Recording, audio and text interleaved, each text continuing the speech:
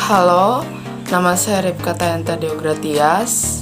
Saya dari kelas 10 IPA 2. Hari ini saya ingin menjelaskan tentang unsur-unsur manajemen. Apa saja yang terdapat dalam unsur-unsur manajemen? Unsur-unsur manajemen terdiri dari 6 bagian atau yang biasa disebut dengan 6M. Apa saja 6M itu? Yang terdiri yang pertama adalah man atau manusia, kedua adalah money atau uang, yang ketiga adalah material atau materi, yang keempat adalah mekanik atau mesin, yang kelima adalah method atau metode, dan yang terakhir adalah market atau pasar. Yang pertama adalah man atau manusia. Man merujuk pada sumber daya manusia yang dimiliki oleh setiap organisasi atau setiap perusahaan. Dalam manajemen, faktor manusia adalah faktor yang paling menentukan dan paling penting dalam suatu unsur manajemen. Manusia yang membuat tujuan dan manusia pula yang melakukan proses untuk mencapai tujuan tersebut. Tak ada manusia, maka tak ada juga proses kerja. Manusia memiliki keterampilan hingga sifatnya yang berbeda-beda, sehingga manajemen manusia dibutuhkan untuk mendapatkan hasil kerja yang sangat maksimal, lingkungan kerja yang sehat dan kondusif, serta ide-ide inovatif yang dapat memajukan usaha. Seperti pada gambar di bawah ini, yang di samping adalah seorang wanita yang merupakan salah satu tenaga kerja dari suatu perusahaan. Unsur manajemen yang kedua adalah money atau uang. Money atau uang merupakan alat tukar dan alat pengukur dari suatu nilai. Besar kecilnya hasil kegiatan dapat diukur dari jumlah uang yang beredar dalam perusahaan tersebut.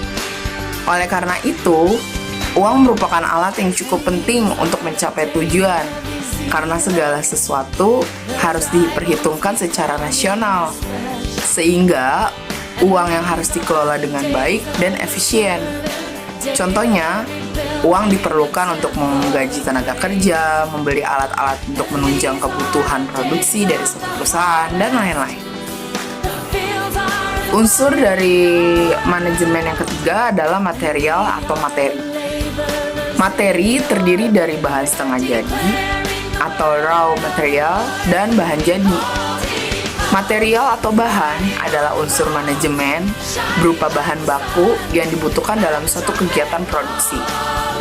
Pemilihan bahan baku dari yang paling berkualitas tinggi hingga penggunaannya harus dilakukan dengan sebaik dan seefisien mungkin, sehingga tidak ada bahan yang terbuang sia-sia. Tanpa material, tidak akan tercapai hasil yang dikehendaki.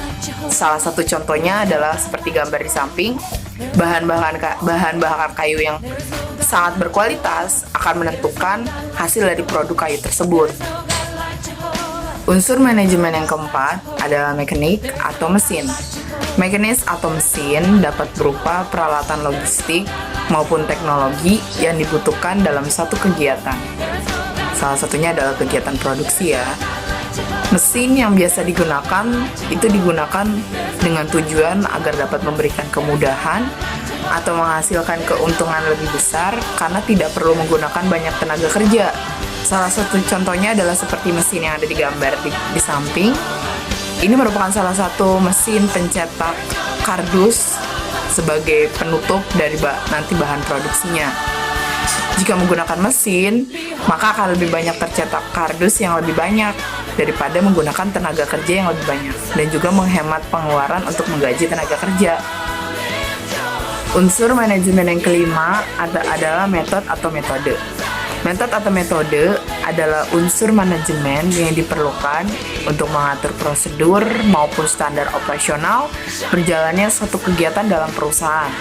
Sebuah metode dapat dinyatakan sebagai penetapan cara pelaksana kerja suatu tugas dengan memberikan berbagai pertimbangan kepada sarana, fasilitas yang tersedia, dan penggunaan waktu, serta uang dan kegiatan usaha dari perusahaan tersebut. Salah satu contohnya seperti yang ada di gambar di samping, ketika salah satu tenaga kerja yang ditunjuk sebagai perancang atau misalnya kepala direktur yang ditunjuk untuk merancang bagaimana jalannya suatu perusahaan ini agar bisa menghasilkan keuntungan yang lebih baik dan tidak mengalami kerugian. Unsur manajemen yang keenam adalah market atau pasar. Market atau pasar merupakan faktor yang selalu berubah-ubah sesuai dengan permintaan pasar, dan buka merupakan kebijakan dari manajemen.